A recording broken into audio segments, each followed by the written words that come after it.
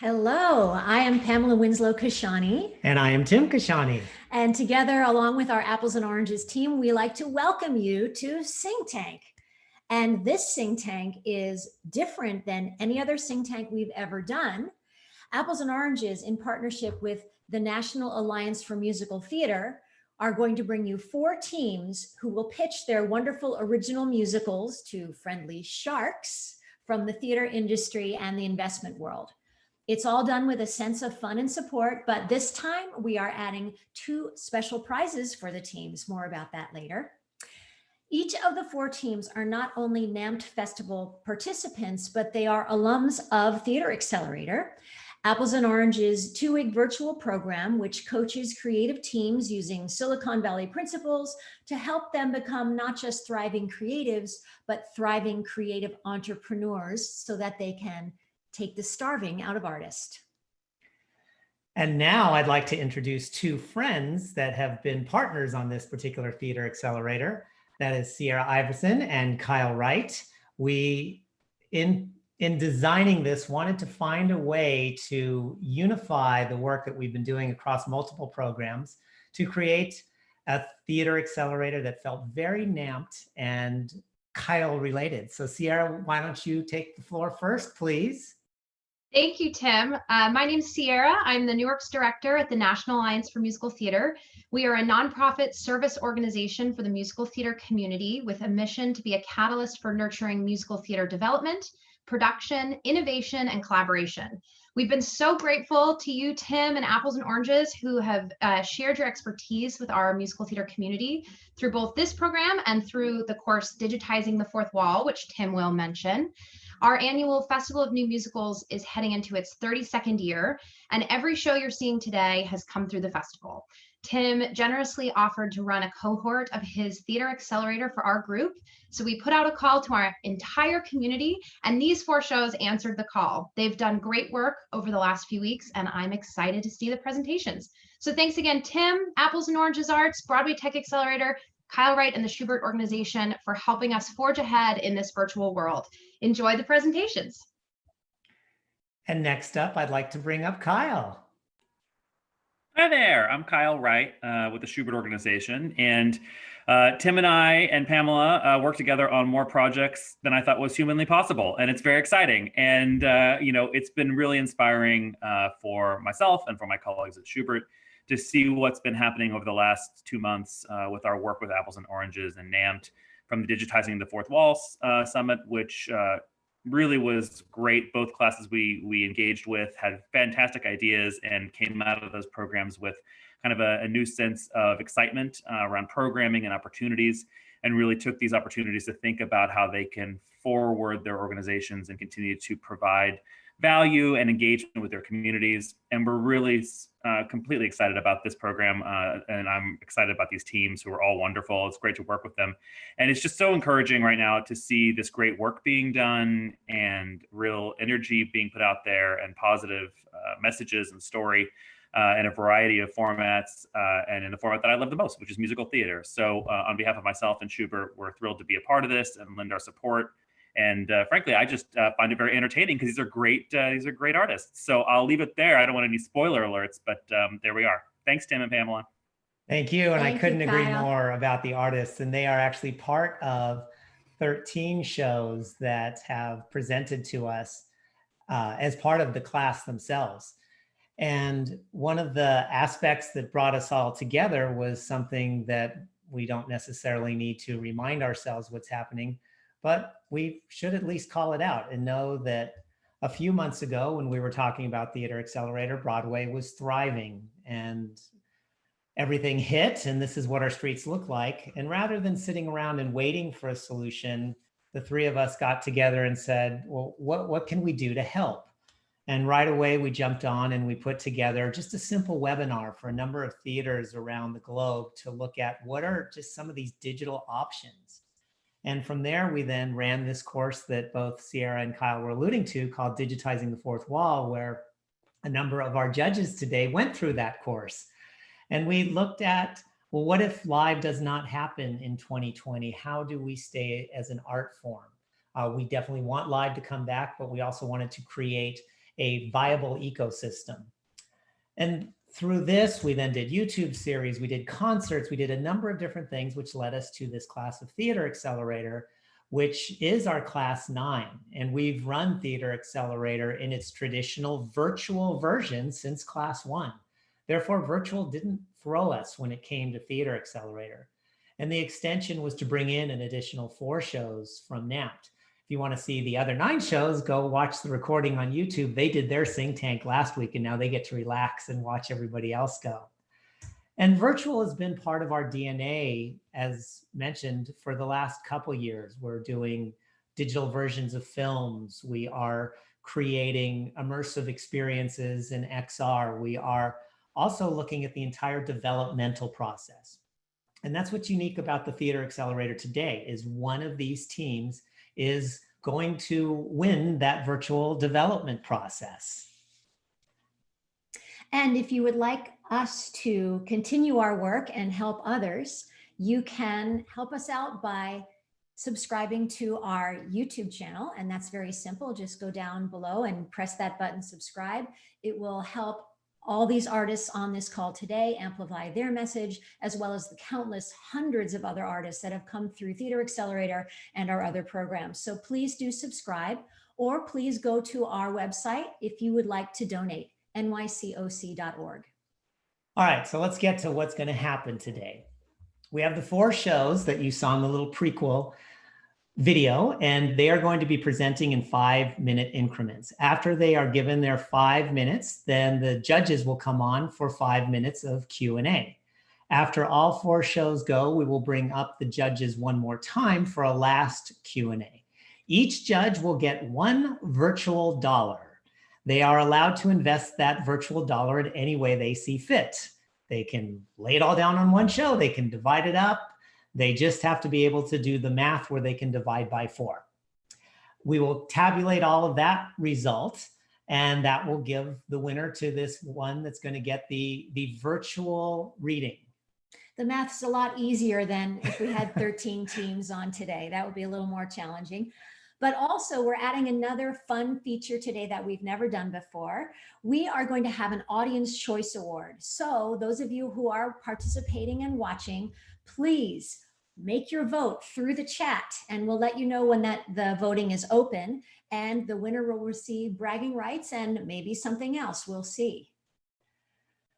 All right, well, I think that's enough of how it works. Let's jump right into some of our key friends that are helping us out right here. And let's meet our judges. Yes, and without further ado, I'd like to introduce our first judge, Deborah Barrera, a dear friend and colleague of ours. She is the founder of Fire Muse Productions, has co-produced and received many Tony Awards and nominations for numerous Broadway shows, including Hamilton, Ain't Too Proud, and An American in Paris, which we worked on together. She's an esteemed advisor for development at Apples and Oranges. Deborah, welcome. Hello, Deborah. Next up, we have Elise Dewsbury. And Elise Dewsbury is a true Renaissance person who's actor, singer, director, and worked with us as a dramaturg on some of our shows. Currently the artistic director of the New Musicals Inc. in LA, and author and evaluator of the Book Lab and the Outlining Lab. Hello, Elise. Hi, nice to be here. Great to have you. Next, we have Kathy Evans. She is the founding executive director of the Rhinebeck Writers Retreat, which has helped over 150 writers develop their musicals and get them produced in incredible places all over the country and the world. She is a former 9-year executive director of the National Alliance for Musical Theater. Welcome, Kathy. Hi, great to be here and with these great artists. And great to hear all the stuff you're doing virtually too, Kathy. Thanks, Tim. And a lot of that is because of that great class you gave us. Oh, thank you very much. Well, we're all working on this together. We've got next up, Donalyn Hilton, who is a friend, producer, and creative force behind the Goodspeed musicals since 1988. She guides the festivals of new musicals and the Johnny Mercer Writers Colony, and a past president of NAMT. So all hail to Donna. Oh, thank you. Thank you. Hi, everybody. It's great to be here. I can't wait to hear some great musical theater this afternoon. And that indeed you will, Donna. Thank you for joining us. Next, we have Brandon Ivey. He is the Associate Artistic Director of the Village Theater, which is near Seattle, Washington, where he has directed world premieres of countless plays and has assisted Broadway shows like Next to Normal and First Date. Welcome, Brandon. Everyone, happy to be here. Happy to have you, Brandon. And now we have our birthday boy, Frank Cavanaugh, who is celebrating a birthday today and has joined us here at Sing Tank because he has never missed one of these. And Frank and Jonathan, who we meet in a second, are both back to the very, very first Sing Tank. And we will sing all a virtual happy birthday to Frank on this. Frank and I went to school together. To make my camera work, but yeah, I'll skip the birthday. But thank you. I've known Tim since he was like 7, even though he was in college with me. So it's very sad. And really appreciate it. Look forward to this. This is a really great process. I'm excited for all the people who are in it. And you know, what's great is to be the least talented person in a group of talented people. So that's my birthday blessing. Thank you.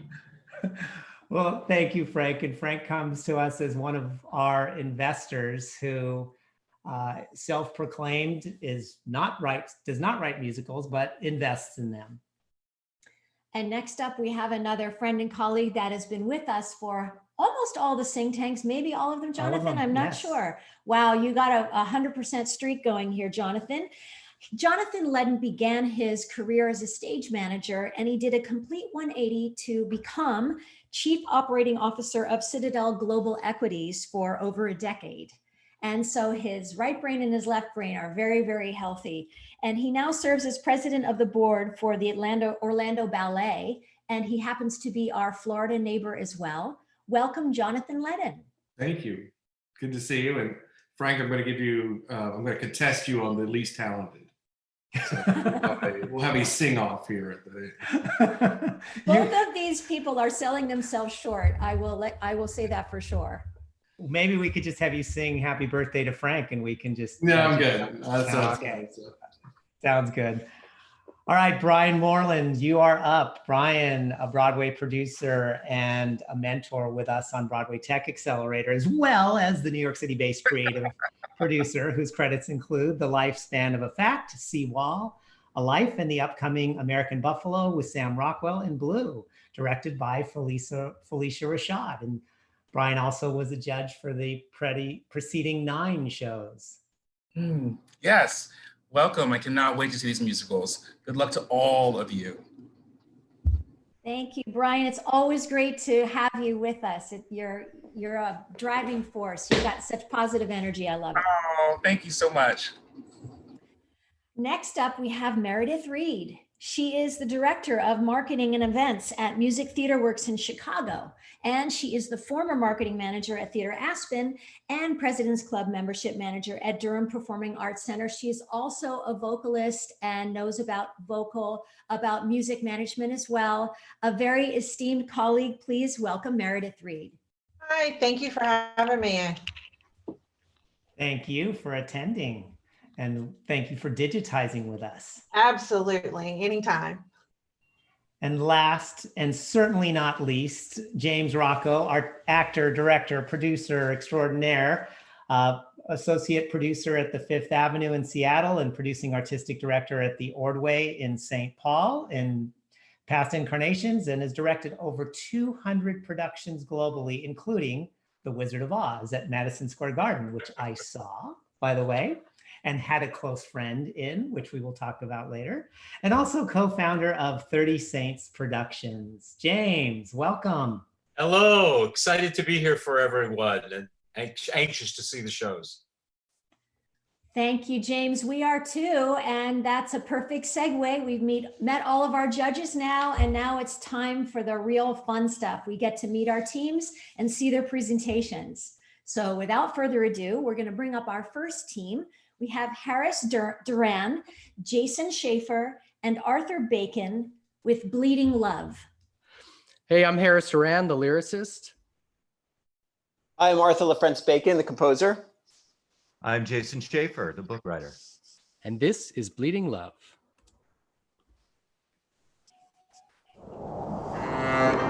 In a world where it's too dangerous to go outside, a starry-eyed teen cellist risks leaving her apartment to win the love of the rebel punk next door.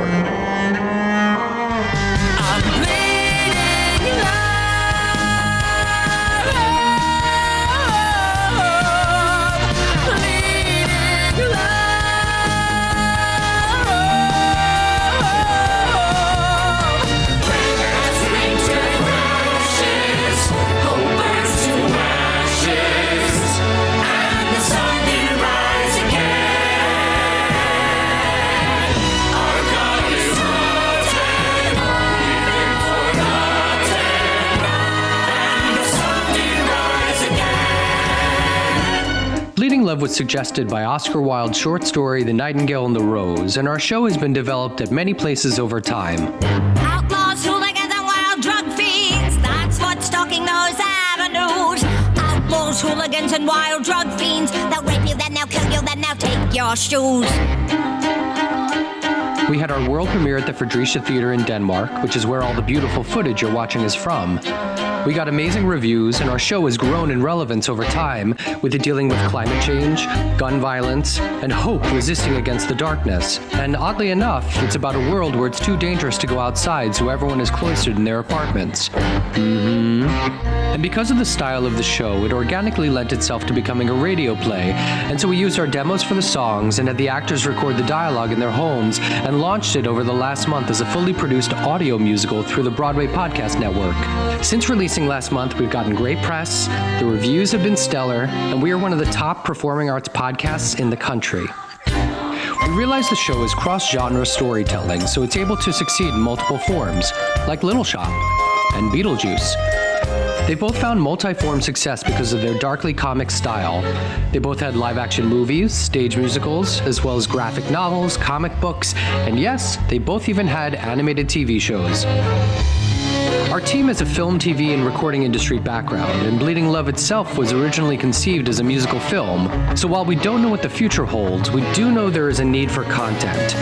We already have proof of concept that our show can succeed in multiple forms, so using our film and TV experience, we're going to create an animated feature film or animated TV show, like Spirited Away meets Nightmare Before Christmas, which can be produced while everyone is in quarantine, just like we did with the podcast.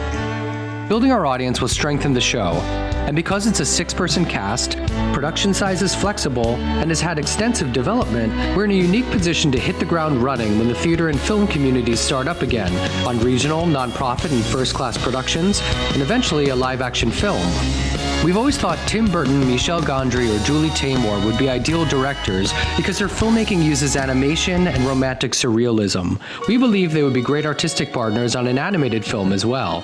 We have the wonderful Kent Nicholson, Katie Rosen, and Steve Saporito producing, and we are now seeking opportunities for an enhanced regional run, front money for commercial capitalization, and help getting the animated film greenlit at a studio and into production as soon as possible. So our story of hope can get out into the world at a time when it is most needed. It's just a world. It's just a people. It's just a chance to dress in white under a steeple. Feel the summer somehow. It's just a summer. It's just a summer.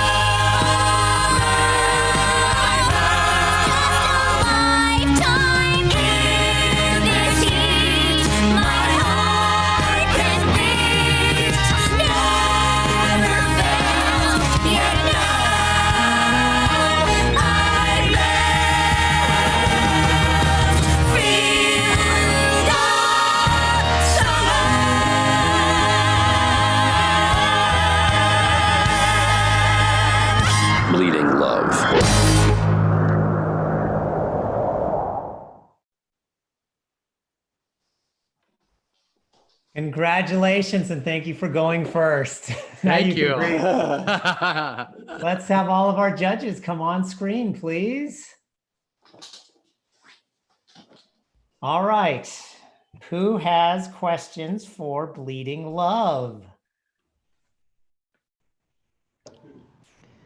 I was going to ask, because I saw this at NAMT a few years ago and I thought I really enjoyed it, but I'm really struck by how resonant it is now. And I wondered if that makes you contemplate any changes in the show based on the world we live in now, or are you just lucky that it happens to make more sense now than ever? So it's a really weird, bizarre coincidence that it actually fits right into what's going on now, which is why we made the podcast, which we released over the last month, because it just oddly fits in with exactly what's going on. It's very odd. Yeah. Okay, next question. Yeah, Kathy. Yeah, that was a great presentation, by the way, but could you speak more specifically as to what you would want to do right now with this virtual reading? Sure. So I think with how we did the podcast, right now we're growing our audience. And so having a virtual reading will continue to grow the audience, but we'll also continue to get this out in terms of producers, right? Because that's really going to be, who watches virtual readings. It will be, either people who love theater or producers, because we're looking for once COVID is over, because we're developed, because we're relevant, because we're small, we want to hit the ground running and have a production. So we think it would help make that happen. Thank you. Great. Yeah, thank you. James, then Donna Lynn. Well, has there been talk of streaming the production from Denmark? It looks like you've already shot it. It's in Danish. Ah, okay. Yeah, it's beautiful though. It's beautiful. So one of your goals is an enhanced regional production. And hi, guys, it's good Hi, to see you. good to see you. So I guess in this moment, it is shockingly appropriate for this moment. Yeah. And I think as someone who would be in a position to offer you a regional home, I immediately get concerned that it may be a little too close to the moment for my audience. How do you respond to that? So I think while the themes align, and it's certainly a piece that's about hope in terms of what everyone's going through is really horrible right now. And I think what a lot of people are looking for is this piece of hope and Bronwyn represents, she's like the original resistor, and so she is resisting against that darkness. And I think that's something that is universal and I think is primal for all audiences, which I think is key to any successful piece of art, is this: we at our core relate to this. And yeah, so I think that it would continue to be resonant. And also it's not about COVID, right? So the world is climate freezing and not climate change. So there are things that are not exactly parallel. So there's enough distance to feel like we're not just watching a documentary. Thank you. Yeah. Jonathan. And that's the premise why they can't leave, is climate change? I'm sorry, I missed the premise why they can't. The world of the show is it's always night, it's always cold, and nothing grows anymore. And it is some sort of climate change type world. It's suggested, though. It's not actually explicitly told in the show. It's just that's the world that these characters are living in. Yeah. There's references to the climate having changed and everyone moved south to the equator. South. I have one quick question. Yeah, go for it. Great presentation, guys. Thanks. Nice. Thank you. Thank you. I worked on American Idiot with Tom and Ira, so I really appreciated many of the moments in the presentation. And if I missed it, I apologize, but is there a cast recording of any sort on this piece? So we have the demos that we did that are on the podcast, and we're about to release what's going to be songs from the podcast. It won't be a cast album. It's just going to be, this is from the podcast. Great. So it's that same cast, Rebecca and Tony. And yes, that's great. Yeah. Brandon. Yeah, could you just speak a little bit to any of the artistic development that you are interested in doing during this time, or is this specifically seeking out producers and enhancement? So at this time, we're seeking out producers and enhancement. We've developed the show. We were in NAMT in 2012, so it's been 8 years of development. And we of course are open to continuing to develop it as needed, obviously. But at this point, we're ready to move forward. You don't want another 8 years of development?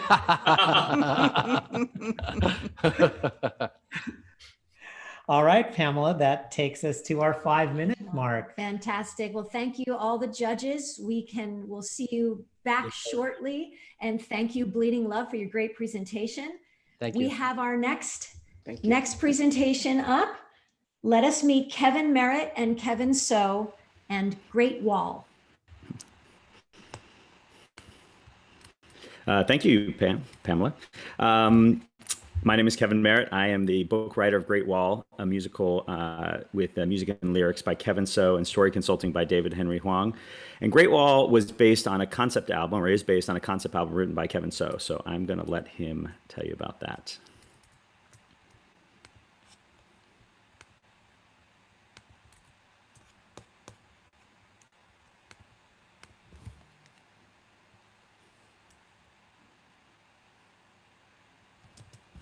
Kevin So here. Hi. How did Great Wall start?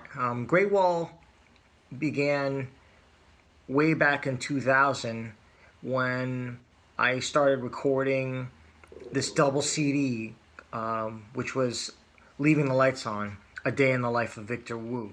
Here it is, time to give you something new. Flashback September 1982. Bell bottoms on their way out. Disco getting played out. Summer over, can't stay out. Gotta follow all the rules. Victor Wu was this character I created basically about my own life and my own childhood. You know, my father, like a lot of traditional Chinese American families, my father was the lenient one and my mother was the disciplinarian. And so there's a song called Streets of Chinatown where my father is kind of barking back at my mother. Keep me away from Chinatown. It's a big part of who I am. I was raised on the streets of Chinatown. It's the only place I understand. Sometimes it was about me and pursuing my own dream. My mother would say things like, you can't sing, you'll never make it. What are you wasting your time?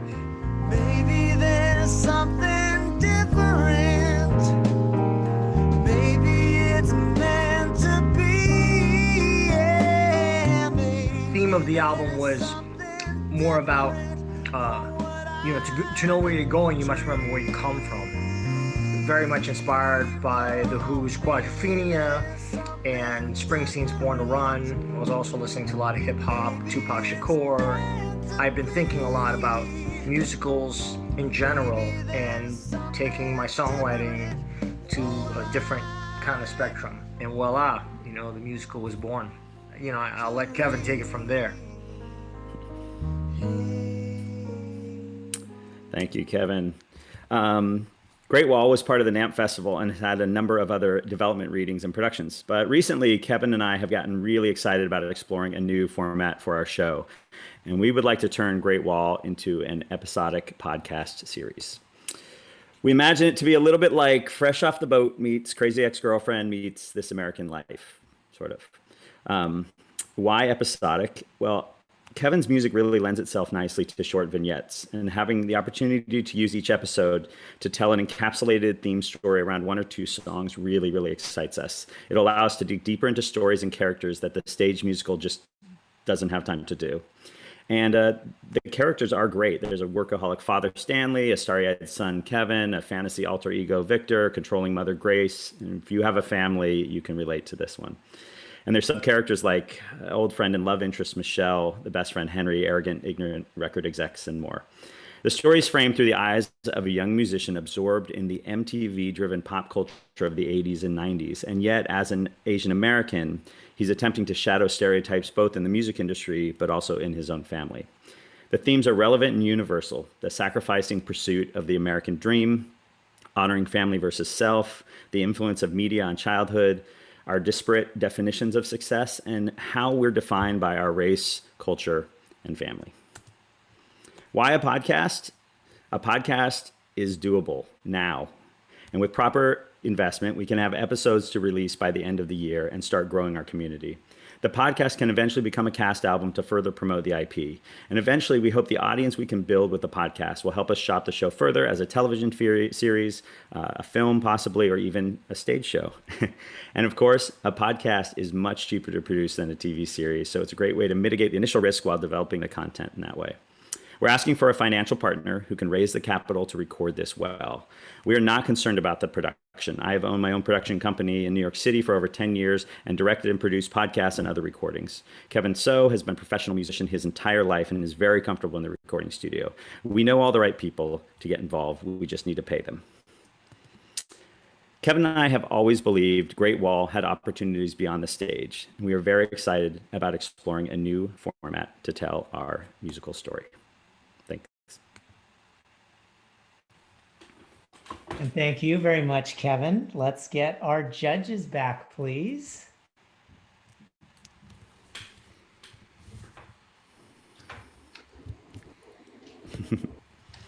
All right, Q&A time. Dawn Lynn. Hi, Kevin. It's good to see you. Yes. I've had the pleasure of attending a couple of readings of this piece over the years, and I love it. I've always found it to have so much heart, and so I'm glad to know that you're still at it. I love the idea of an episodic podcast series. My question is, as it stands right now, what obstacles to its existing structure or style do you see? You pointed out all the reasons it will work well. What obstacles do you guys think you'll encounter, other than, of course, the financing of it?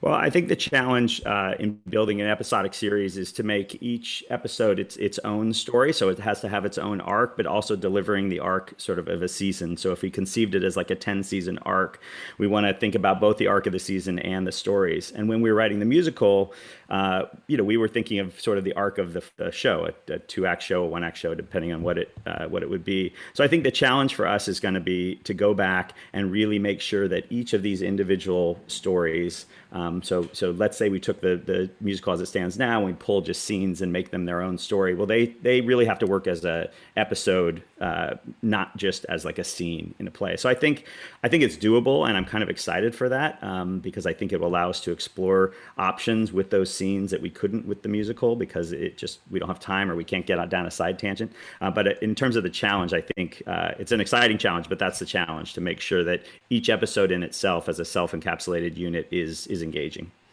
Thank you. Great. Next question. Jonathan. So in the episodic podcast, you're thinking is it like a 30-minute installment?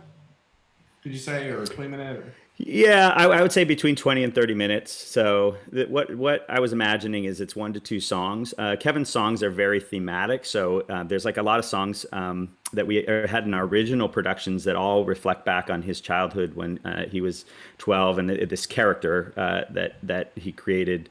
And so, I think we could even take one song and build the whole episode around that. There might be opportunities to do 2 songs, but I'm thinking 20 to 30-minute episodes. Max. Do you think, and when you think of, like you mentioned, fresh off the boat and things like that, do you think you wear out the premise over the course of a podcast and like kill your optionality for further production? Do you think you have enough risk there?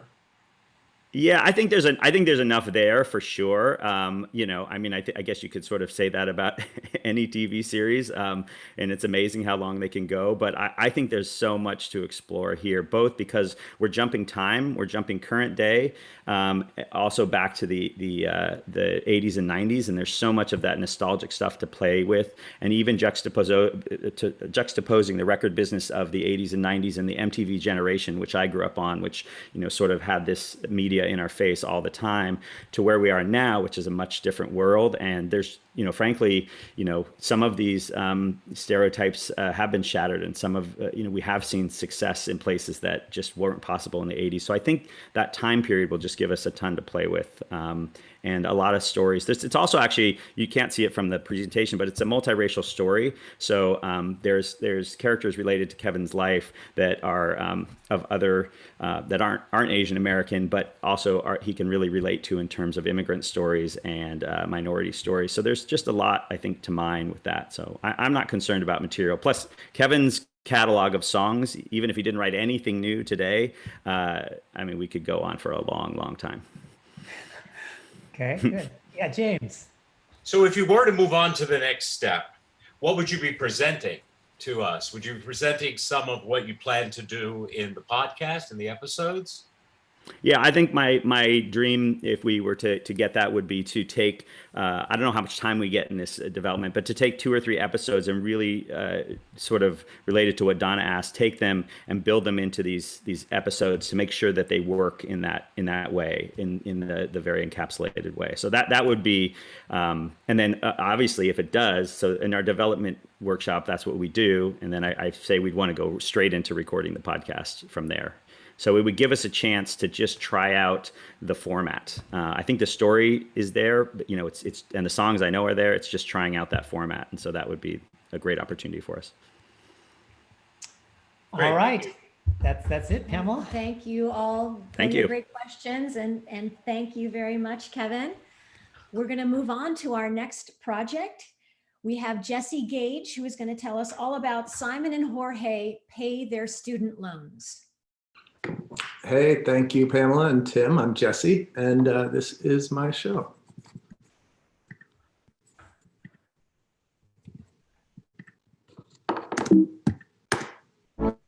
In life, we face many difficult, seemingly unanswerable questions. Why are we here?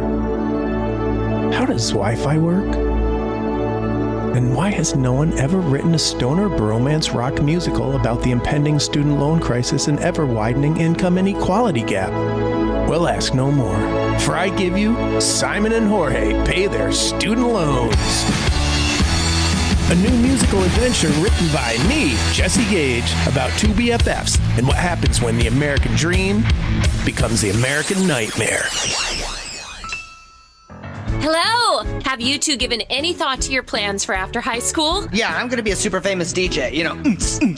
And I'm gonna make the world a better place. Well, guess what? What? Cardell University offers majors in both DJing and making the world a better place. Woohoo! Let's go to college! And so, 7 years later,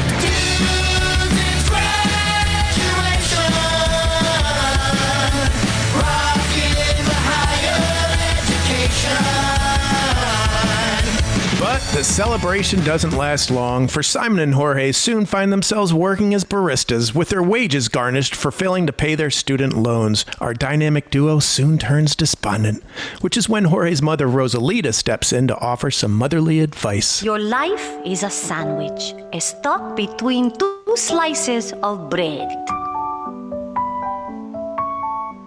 The bottom slice your bone, and the top slice is when you're dead.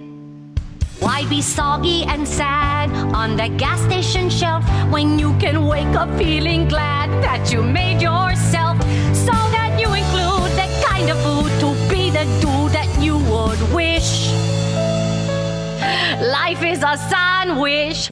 And so, feeling inspired, Simon convinces Jorge to go on a series of ill-advised and increasingly dangerous money-making endeavors, beginning with manufacturing crystal meth for the Russian mob, and ending with selling their kidneys to Dr. Bob's medical office. But just as Dr. Bob is about to plunge in the scalpel, Jorge and his coworker Amy finally reveal their true feelings for each other. I would be sad if you. I would be sad if you. I would be sad if you were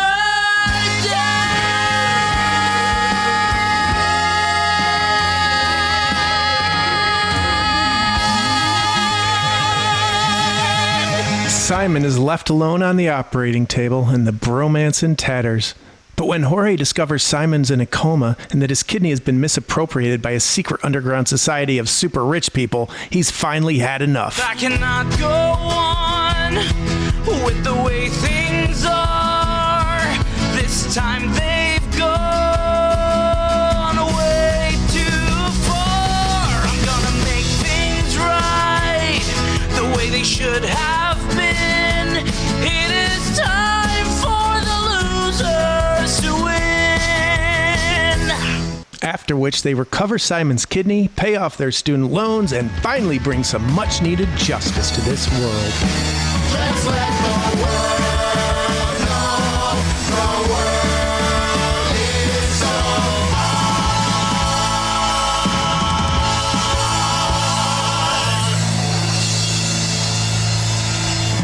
And now, a little bit about me and the show.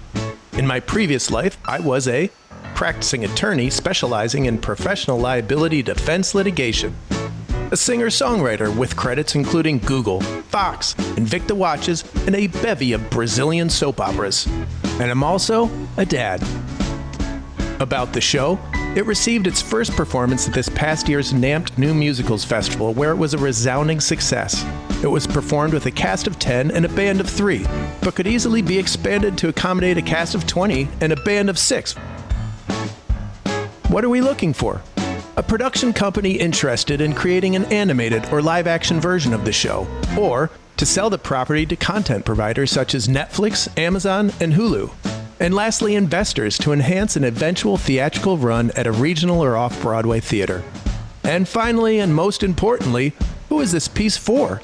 Our early adopters would be college students and recent grads likely to be attracted to a screen-based version of the show and its content, who in turn would generate the momentum needed to launch a theatrical run, and lead us to musical theater fans of comedies such as Little Shop of Horrors, Rock of Ages, and Book of Mormon.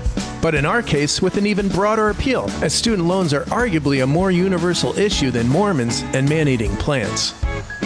In fact, of the nearly $1.5 trillion in student debt, nearly 55% is held by people above 30 and nearly 10% by those above 60. All key demographics that can support a successful theatrical run and provide me the financial resources to finally pay off my student loans. Thank you very much. Thank you, Jesse. Let's bring up our judges and see if we can start etching away at that student loan. Brian and Brandon. Well done. Absolutely well done. I love that this show can scale up. It can scale down. Actually, can the show scale down? You had 10 at NAMT with the 3-piece band. Can it go the other way in cast size? Below 10. Mm-hmm. Yeah, it would be tough. I think we've looked at that, and I probably 9 to 8 maybe, but everyone at the end of the show, the narrative brings everyone together with plenty of love stories. It would be tough to depict all the couples together if we were doubling. Okay, Brandon. Very funny. Hey, Jesse, good to see you. Brandon, good to see you. My question is, how do you see the show being presented on streaming services for Netflix or Hulu? Is it the show in its entirety? Is it a series? Is it a mini series? Like, what exactly is the content that you see existing on Netflix, and is that different or the same as if it were to be on Broadway? Yeah, what we're looking at right now is doing it in an episodic format. I mean, it could certainly run in a full-length kind of movie format as well. But I think what really excites me is the escalating nature of the story. It kind of lends itself to these episodic cliffhangers. So I think it'd be a lot of fun to, have probably, I would say 6 to 7, 15 to 20-minute episodes, probably 2 to 3 songs in each episode, and it ends with the latest dire circumstances and mishaps, and tune into the next one to see how things will get worse before they get better. So I think episodic would be is where we're looking at initially. Great. All right. Next question. We have Elise. I was going to ask, since you were at NAMT last year, and by the way, I thought your presentation really captured the style of your humor, which was the thing I remember the most from the NAMT presentation. But have you had any developmental opportunities or partners since that moment, since last October? Yeah, since NAMT, it was optioned by lead producer, and we did a table read back when that was possible, back in January. And that was pretty much the only step that's been taken thus far, except for some rewrites on my end, which is why a virtual read would be a great opportunity to just further develop the full length narrative, because it's nothing better than hearing it out loud and getting a chance to work with everyone. Okay, Donna Lynn. Hi, Jesse. When you talk about we, who are you including in that? Who are you committed to working to? I spend too much time in the room alone, so it's probably me and all my split personalities here. But the producer that's on the project as well. So obviously together we're working on these strategies. Thank you. All right, get one more.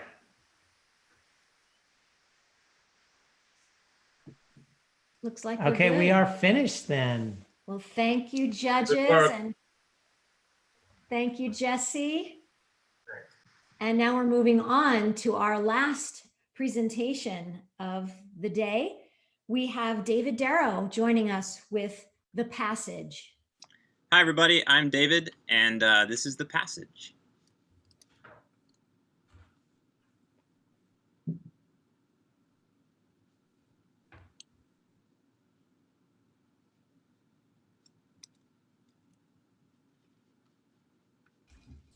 David, we're not getting any audio.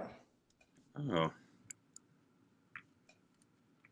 Sorry about that. Let me try that again. No problem.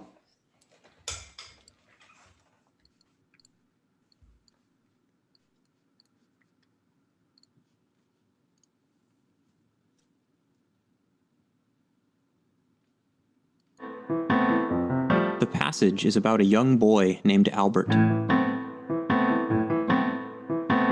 Albert comes home from school one day to find a monster living in his basement. The tiled floor, the knocker on the door, he knew it well. The monster has kidnapped Albert's father. The creaky stair, the wicker kitchen chairs, they meant to sell. In order to save him, Albert must take a terrible journey. The broken mirror that for years his mother swore would bring some evil smell. And this story is true. Albert knew it well. Everything was normal, everything was normal.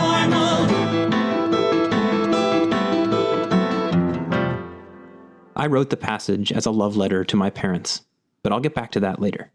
Our hero, Albert, and his friend Cassie are 12 years old. Albert is obsessed with Neil Gaiman's The Sandman graphic novels, and Cassie knows pretty much everything in the world.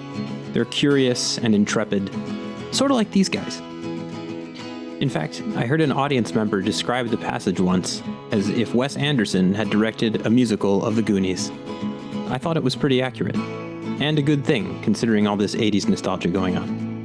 And just as with The Goonies or Stranger Things, the world is full of magic and terrible danger.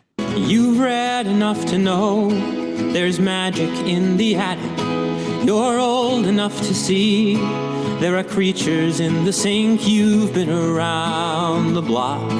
And that creepy ancient portrait by the grandfather clock, will you swear you've seen it blink? So terrible noises are coming from Albert's basement. His father hasn't been seen in weeks, and his mother keeps running up and down the basement steps with paper towels fighting this monster.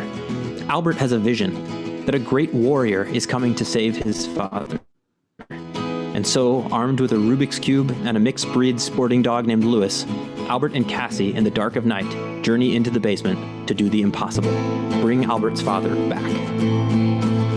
And the whole wide world is strange and won't be tamed, and there's a wild unknown in the walls you know and the house you've grown in. But once downstairs, they are out of their element. They meet a terrifying old man in a pile of coats in the closet who may or may not be deaf, who leads them to the end of the line, where behind a door, Albert's father waits. But the fear is too great. Neither Cassie nor Albert has the courage to open the door, until behind them, a warrior appears. Here's where I want to go back and talk about my parents. Hey, there they are. When I was in college, my dad died of cancer. I spent the last 2 months of his life in our childhood home with my mom while she cared for him while he died. It was the greatest act of heroism I've ever seen. And so Albert sees fully what is happening in the basement. His father's illness, his mother's heroism in caring for him, and he makes a decision that saving his father might not mean exactly what he thought it meant, and that death might not actually be the scariest thing in the world. He has a conversation with his father for the first time in a while. He says goodbye and lets his father go, and peacefully, mercifully, his father dies. It's a little sad, but mostly it's a relief, the way it was for us. There's also a lot of joy and laughter in this play. It's really funny. We don't talk about cancer until about 5 minutes before the end of the play. We only mention it once. And I did that intentionally because I didn't want the audience bringing in thoughts that this show was really sad or all about death. This show is about being a child and trying to understand the unimaginable. And really, looking cancer in the eye, whether you're a kid or an adult, feels the same.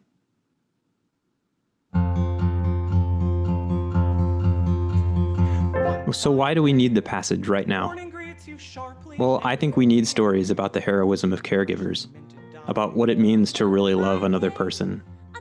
And I think we need stories that help us understand death.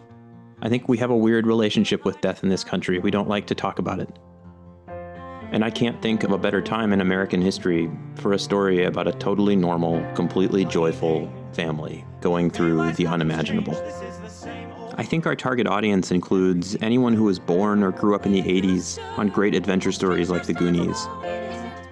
I also think the passage speaks specifically to anyone who's dealt with cancer or terminal illness or lost a parent. And while there are 2 children at the center of this story, the passage doesn't condescend. It's appropriate for children, but it's written for adults. I've always thought the passage would make an excellent animated film, something stop motion like Kubo and the 2 Strings. And so in these uncertain times when we're unsure when we're going to be gathered in theaters again, I'm adapting the passage to be a screenplay to be turned into an animated movie. I'm actively looking for producers to help with this, and to partner with an animation studio. I'd also love a producer's help in creating a virtual reading of the passage with a full cast. I'm excited for the future of the passage. I think it has the power to move and delight audiences, both on stage and on screen. When you stare at the sky out the window, are there shapes that you cannot define? Do you dream of a life brave and uncommon, full of colors burning bright? Is there magic? Oh, there's magic. Different magic. Thank you so much for watching this video. I hope the passage resonates with you. Bye.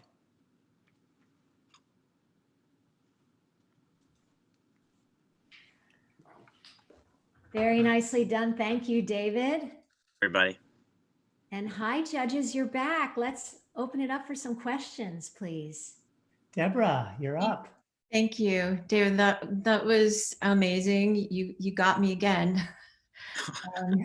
Thanks. And just practically, I think your piece really has a lot of potential and resonance right now, particularly from the point of view of kids. I completely agree with you that, kids trying to understand what's going on in the world right now from their lens. So I really appreciate that you're bringing that piece of the story in.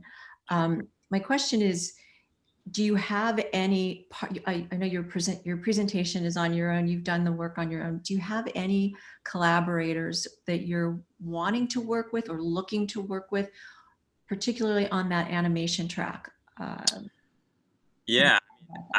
So there's a producer who's attached to the show who I met while working on the NAMT festival a couple of years ago, and a director also who we've worked with before, but I've not reached out to any animation studios. It's been like my childhood dream to work in any capacity, even as a janitor for Pixar. So I would sell a kidney if Simon and Jorge style to make that happen. But no, I've not reached out specifically. Great, thank you. Great work, great presentation. Thank you. Brian, then Kathy. This is absolutely wonderful. I was taken with the story immediately from the title of the show. To call it The Passage, metaphorically speaking, there are so many things that come to mind when you hear the word passage. That was wonderful. Okay, what do you see happening in terms of I know you want to go to animation route, but you had your development at NAMT and you had it again at the Guthrie. What changed for you between the two steps? And then what else do you think you want to change for your musical? Yeah, so I've always thought the show would make a good animated movie. I just think animation and music often do similar work in terms of the sort of lifting of the narrative or elevating the world a little bit. And so I don't think it would probably be a musical in the animated version. It would be kind of a different project. For the musical, we were at Village last year in a developmental production, and we learned a lot about how the ensemble sort of functions. And the ensemble creates most of the play. The main characters don't really sing almost until the very end of the show. And so all the music is these 4 actors. And we got this really great piece of advice that they should be more specific sort of inside of Albert's world. And so that's a lot of what I've been working on, and that's never been in front of an audience before. So I'd really like to try that out in some way in front of people, even if that's digitally or going to be an animated movie or to stay in a theater piece. All right, Kathy, you are next. I want to say that was a fantastic presentation, and I especially loved the way the music came through. I thought it was very artfully done.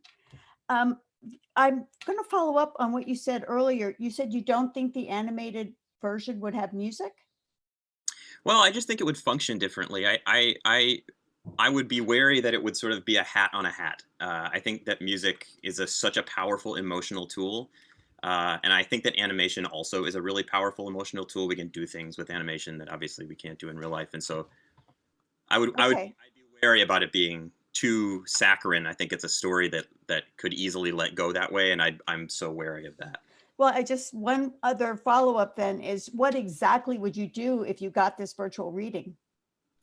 Well, I think the virtual reading right now, the virtual reading would be to develop the theater piece. The animated film script, I think, is something I'd like to partner with a producer, talk to a producer about how to do that. I've never done that before. And so the developmental reading would be to figure out these new additions to the theatrical script. And we would work on animation after. Thank you. Yeah. Okay, next question.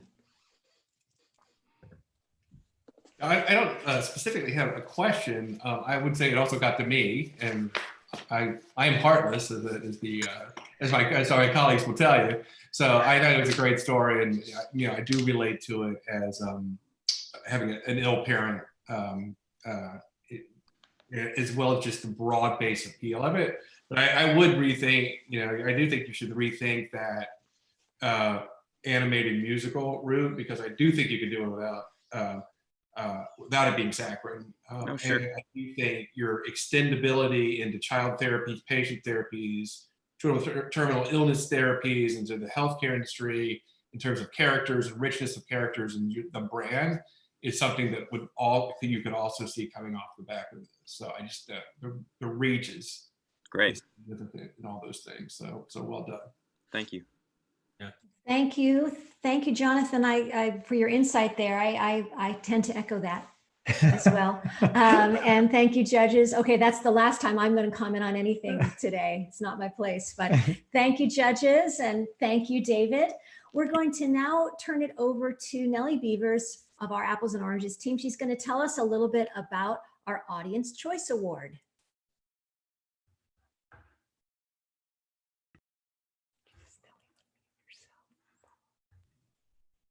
Nellie, you're muted.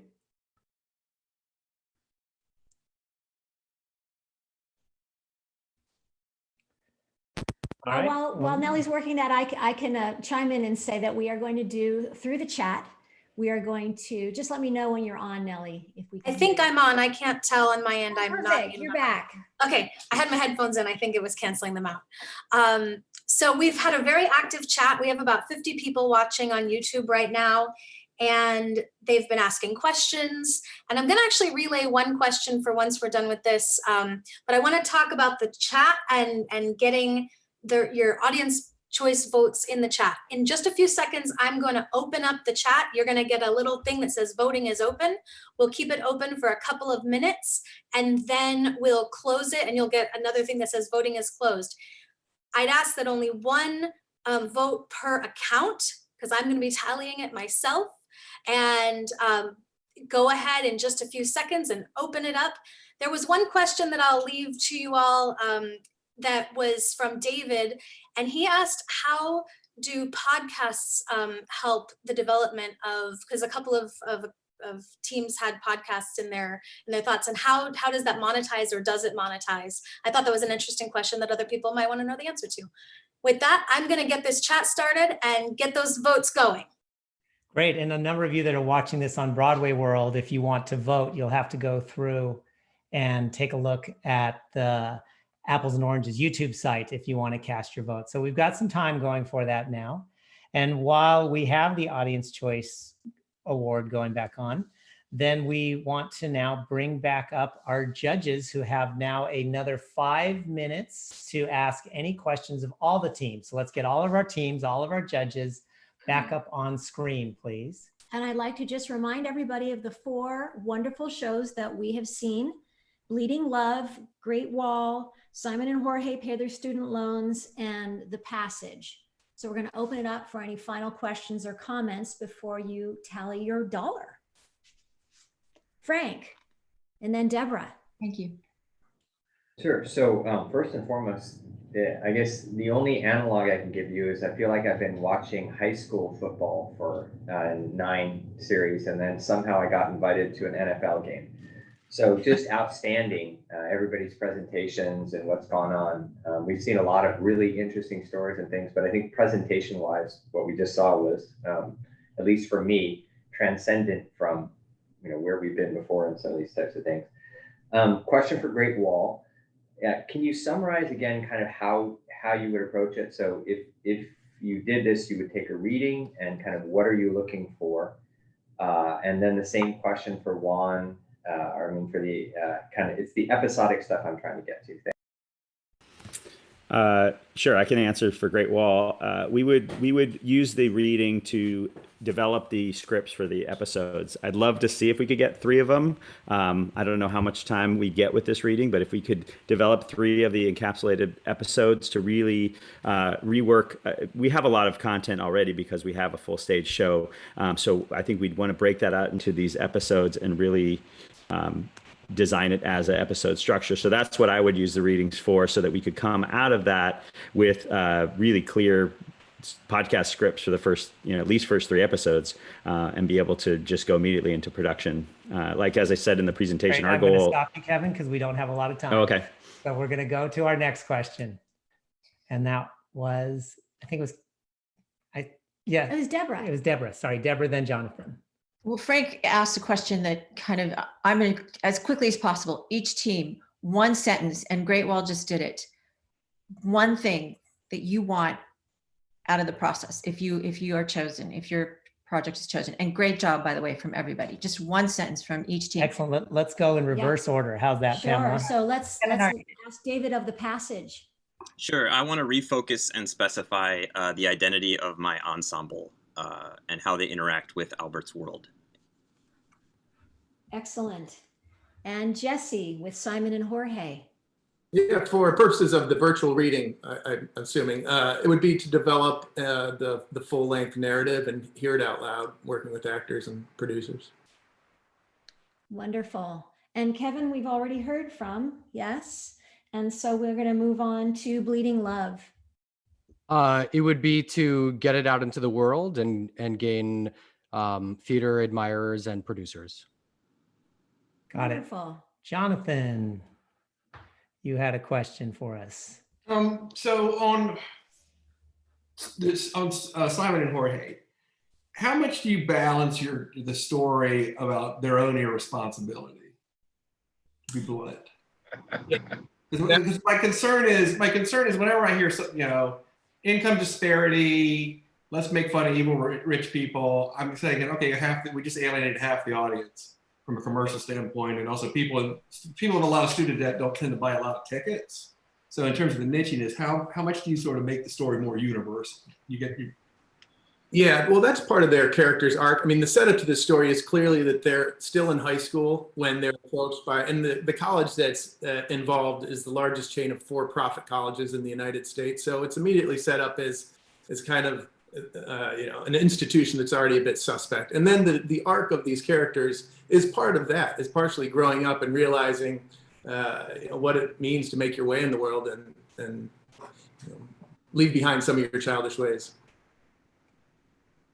Okay, and the question that came from the chat, for those of you that are thinking, I'll get to you right next, Brian.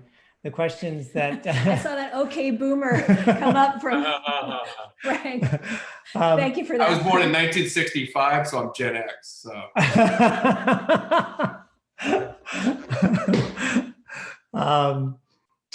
For the ones of you that want a podcast, we have that from the chat. One sentence, those of you that had a podcast, how do you monetize that?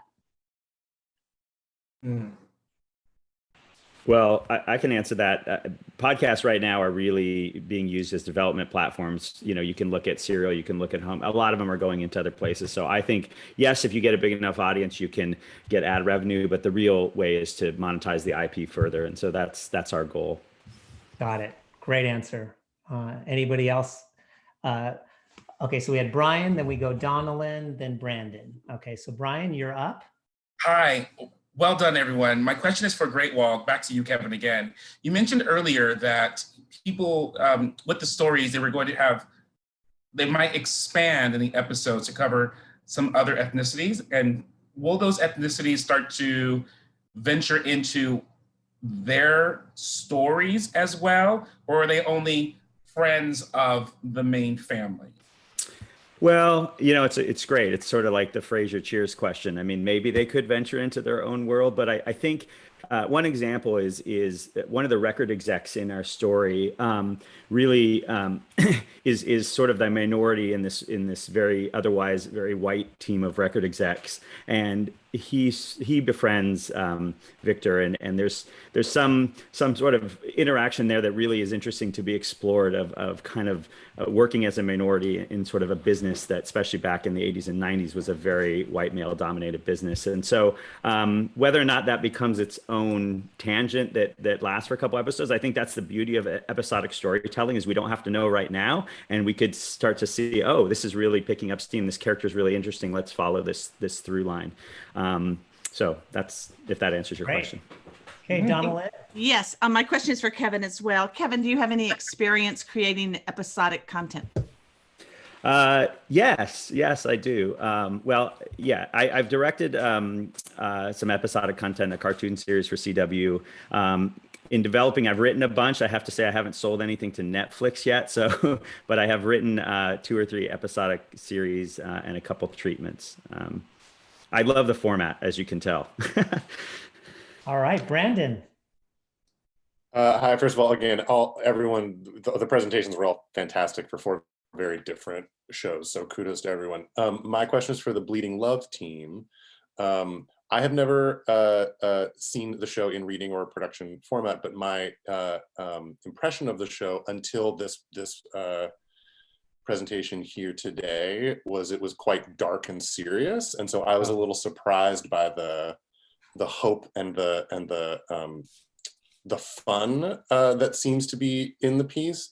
Is that new? And can you speak to that tonal difference between like a Tim Burton world and a Little Shop of Horrors, the balance of those tones? Sure. So I think that there's a lot of overlap between Tim Burton and Little Shop. When you look at like Nightmare Before Christmas, there's a comedic overlay on it, a cartoonish overlay on both pieces. But underneath there is an emotional truth. But what happened was we met these 2 people, Tim and Pamela, and they pointed out that we were marketing our show in a way that didn't actually represent the correct tone of the show. And so we changed our marketing and our logo, and we changed how we were pitching it to actually accurately represent what the show is. With the pitch that we did today is the tone of the show. Those Tim and Pamela sound like interesting people. Yeah, I'll introduce you. They're real nice. Yeah. All right. Well, we we've used up more than the 5 minutes, but those were fantastic questions. And I don't want to cut any judge short. So is there any last thing before you cast your votes, judges? I have Brand? one other thing. Sorry, one more. Yes. One last thing. Question for the passage. With your ensemble singing the bulk of your score, do you see them having movement that's based in traditional musical theater dance movement, or do you see it a little more abstract to create the rest of the world?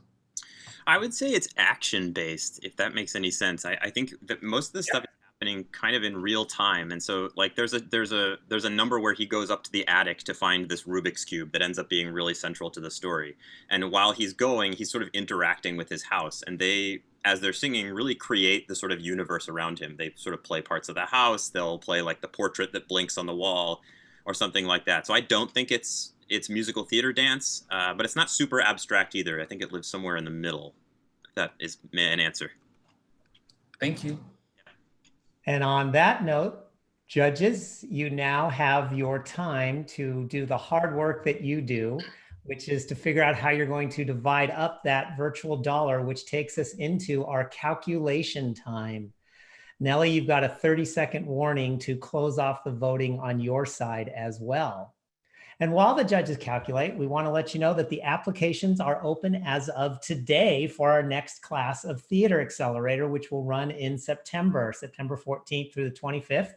You can go to our website, nycoc.org, and you too can join classes from the past and have a lot of fun and change your marketing. We also, partners in crime with Kyle, we have more announcements coming from our Broadway Tech Accelerator, which is focused on moving the industry forward through technology and companies that do so. We're going to have a summit coming up in June, July timeframe. And we want to give a big shout out to the International Thespian Festival. Through our nonprofit, we are underwriting the festival this summer, which has gone all virtual. And we will be providing technology support as well as creative virtual support for the festival. And we wish them the best as they, like all of us, try to figure out this landscape. And again, if you would like to help us in our endeavors, please feel free to subscribe to our YouTube channel or donate at our website.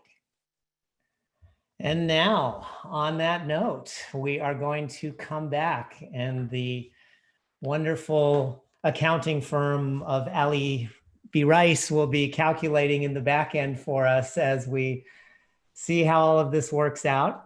And Nellie, I'd like to bring you up just for a second and ask you, is our voting closed with our audience poll? Yes, our voting is closed, and we actually I don't want to know the winner yet. I don't want to know the winner. I have results when you're ready. Okay. Fantastic. First, let us start dividing those dollars up, and we will begin in the same order we started with our friend Deborah. Deborah, how are you going to give your dollar? So this is a hard one, I have to say. You guys are all amazing, and Tim and Pam know I do this every time. I want to give everything to everyone, but I'm going to give 60 cents of my dollar to the passage. I'm very attracted to this work. I think the key elements for me is based on what you've told me you want to do, and my own personal attraction and passion and belief in the piece in terms of what I feel I could do to help move it forward. These are the reasons why I've chosen what I've chosen. So 60 cents of the dollar is going to the passage, and 40 cents of my dollar is going to Bleeding Love. That's not to say that the other two pieces were any less deserving. I just feel for myself, I know that I can move those two pieces forward, given what I know and what I do as best as possible. But congratulations to everyone. That's excellent response. Thank you, Deborah. That's terrific. And next we have Elise. Hi, I would agree that this is tricky. It's hard to pick something. All the shows are worthy, and I thought all the presentations were great. It comes down to, in that case, sort of taste. What do I personally really love, and what would I want to go and see? So with that in mind, I'm going to give 40 cents of my dollar to Bleeding Love, and 30 cents of my dollar to The Passage, and 15 each to Great Wall and Simon and Jorge. But I think they're all great. Fantastic. All right, let's move on to Kathy.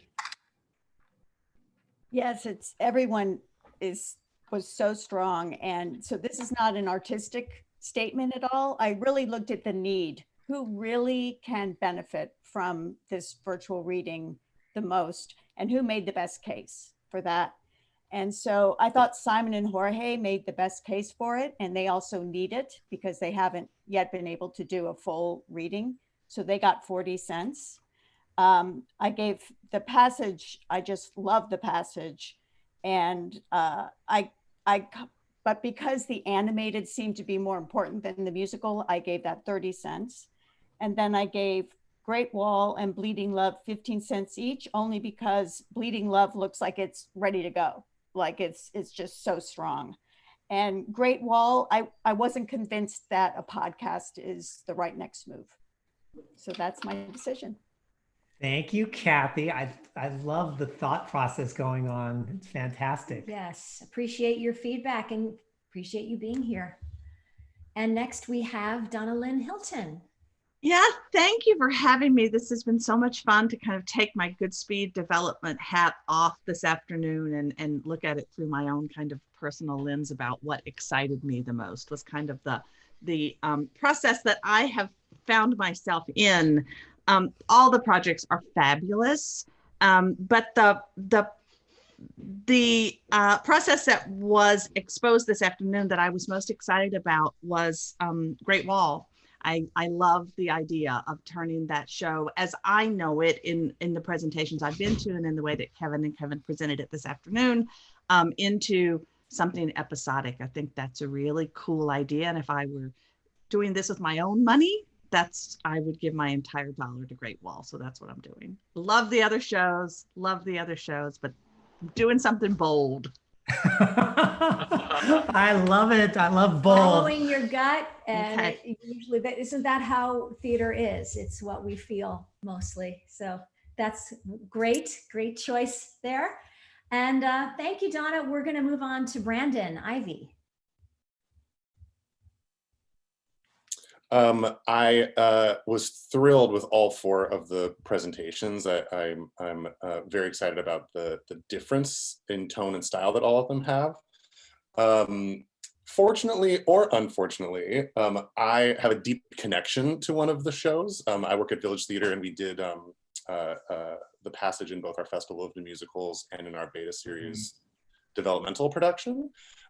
So I need to recuse myself from voting, I believe. So unfortunately, I'm not going to be able to give any money to anyone because I would otherwise be a little swayed probably in my choosing. But I was thrilled with all of the presentations, and I'm a little relieved that I don't have to actually divvy up my dollar. Well, your questions and your support have been great. And it was also great to get to know you in the class we did together. So thank you for taking the high road, and wonderful. So we will then go on to Jonathan. Frank. Well, either one. Jonathan, yeah, sure. Go for it. Okay. Typically, what I try to do is think about it as a portfolio of investments in terms of how I worked with Kevin and Pamela before on this. So I think of diversification, and I think of best chance of return on investment as well as something I like, right? So I would rather, you buy what you know, right, in investing, so you got to like it, but you also got to have a sanity about what you can get back as an investor. So Bleeding Love, I mean, first of all, I thought all four were great, and obviously very well advanced to Frank's point. I did think Bleeding Love was timely. I think the team was strong, and I like a lot of the teams as well in terms of how you presented. I think you presented your pitch well. So I gave that 30 cents. I do think that the passage is very strong, and there's so many lanes that it could be produced through that its need for capital is stronger. And I think the opportunity is the best of the passage. It's 60 cents. And then I think that when we get sort of the things that are into more niche-y sort of targeted audiences or targeted themes, I get more concerned about the broad-based appeal and how far we can take it. So, but I'll take options on Simon and George as well as Great Wall for 10 cents each, and I believe that is $1. That is exactly $1. You are correct. Excellent. Thank you, Jonathan. Thank you. And 30, 10, and 10 is what it should be. So make sure 50 cents. Okay, perfect, perfect. Frank, how are you going to divide up your $1?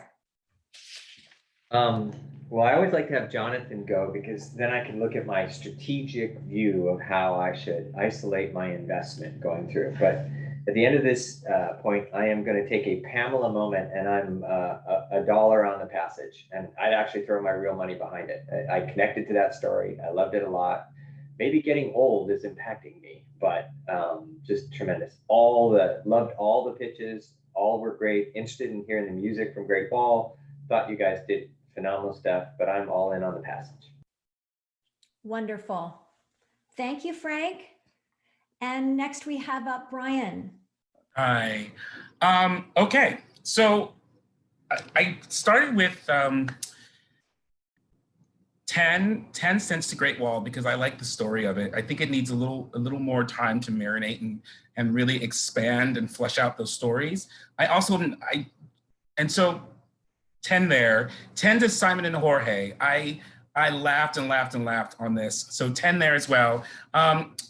Nothing to Bleeding Heart, only because I don't know what more I can contribute to Bleeding Heart. It's well on its way. It's got great exposure already and great buzz. So I don't know how I can help there.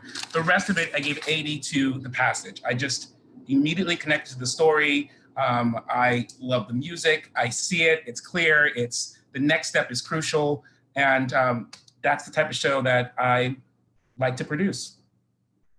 Well done. Fantastic. Great commentary, and thanks for your contribution.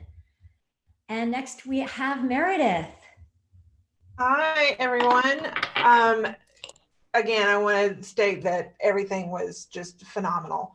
The way that I would split up my cash would be 20 each to Great Wall and Simon and Jorge. I loved both of the concepts, but most of my money would go to The Passion, just because I think that the concept is relatable. I think we don't give kids enough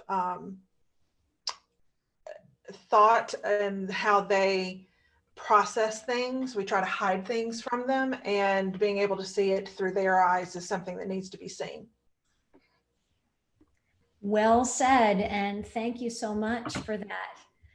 And next and last, we have James Rocco. I am unmuting myself. Hi. Again, wonderful. It was really exciting to see all these different presentations of a diverse group of musicals. Really, really interesting. And obviously many different voices.